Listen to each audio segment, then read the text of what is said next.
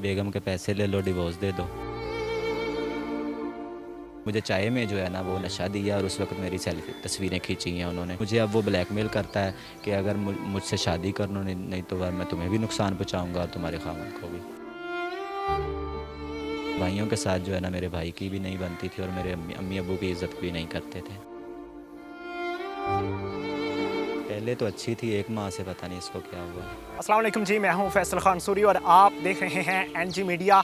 आज मैं कसूर में मौजूद हूं जहां पे एक हौलनाक वाक़या पेश आया। शौहर ने अपनी बीवी के आशिक को कत्ल कर दिया इंतहाई दर्दनाक तरीके से। किस तरह से कत्ल किया ये तो उस मुलजिम से ही जानने की कोशिश करेंगे जो पुलिस की हिरासत में है। आइए मेरे साथ। क्या नाम है आपका? आसिफ अली।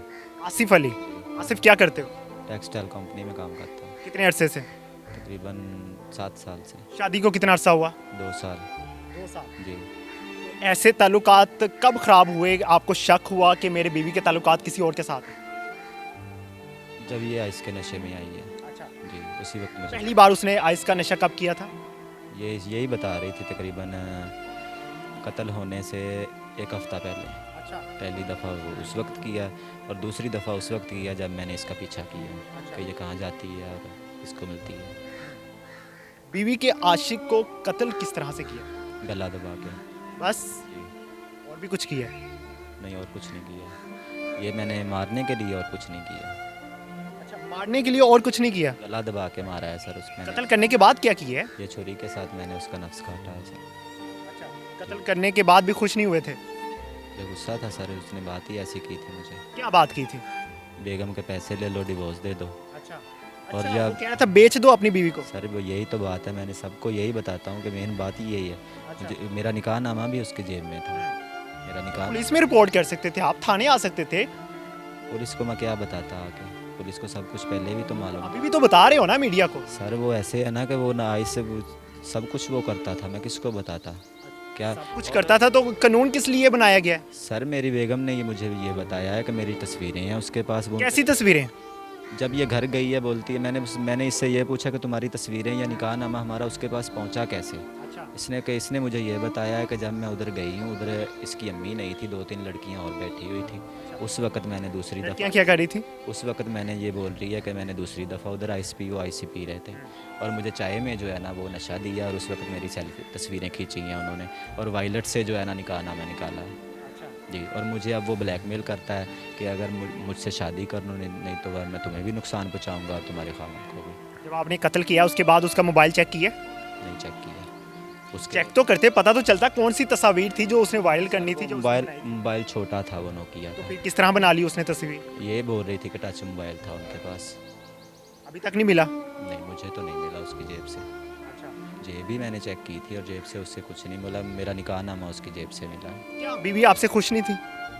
खुश तो थी सर, तकरीबन 2 साल से ऐसा कुछ भी नहीं था कि ना मैंने कुछ ऐसा किया ना इसने कुछ ऐसा किया कि हम दोनों में झगड़ा होता या हम इस नौबत तक पहुँचते।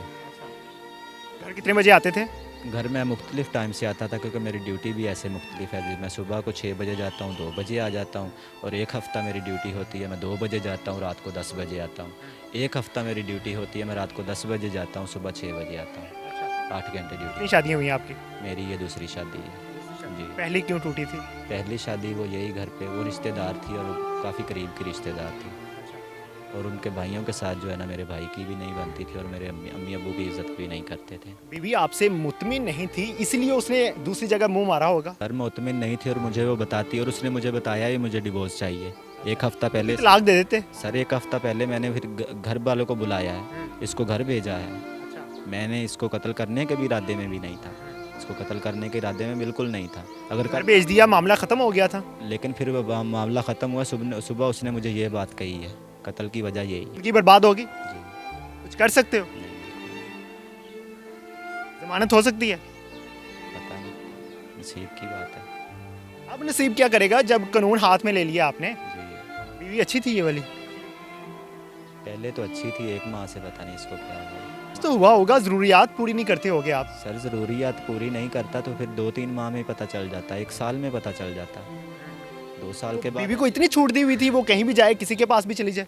तकरीबन ये 3 दफ़ा मुझसे घर से बाहर निकली है। 1 दफ़ा ललियानी आती जाती थी, ये जो खुद भी बीमार रहती थी, 1-2 दफ़ा दवाई लेने गई है मैं ड्यूटी पे होता था, मुझे क्या पता ये घर से कब जा रही है कब आ रही है। कभी पूछा भी नहीं? पूछा तो किसी मोहल्ले वाले ने बताया हो कि आपकी बीवी बाहर जाती है, किसी के मिलने के लिए जाती है? मुझे ये अपने मकान मालिक ने बताया था? बताया था उसने, और ये इसने मुझे बताया है 1.5 हफ्ता पहले, और फिर मैंने इससे पूछा है और इसने मुझे आगे से जो है ना गलत सवाल जवाब किए और फिर मैंने इसका पीछा किया है। आराम से बैठ के समझाने की कोशिश की थी बीवी को? जी बिल्कुल की थी सर, नहीं समझी? नहीं समझी। और जब समझी मुझे तब पता चला कि ये नहीं समझी जब मैंने इसका पीछा किया। एक दफ़ा मैंने यही बात हुई है कि मैं बोल के चला गया मैं ड्यूटी पे जा रहा हूँ और मैं कंपनी के गेट के बाहर खड़ा रहा हूँ, तकरीबन 2-2.5 घंटे खड़ा रहा हूँ, फिर ये घर से बाहर निकली और मैंने इसका पीछा किया। कोई आखिरी ख्वाहिश है अभी? नहीं, मेरी आखिरी ख्वाहिश नहीं है। आप अगर पुलिस की हेल्प लेते तो वो तस्वीर भी मिलती और वो मुलजिम भी गिरफ्तार होता, लेकिन अब आपने उसको कत्ल कर दिया, कोई फ़ायदा हुआ? नहीं, कोई फ़ायदा नहीं हुआ। चलें जी, देखते हैं क्या कार्रवाई होती है इस पे। इसी के साथ मुझे दीजिए इजाज़त, अल्लाह ने के बाद।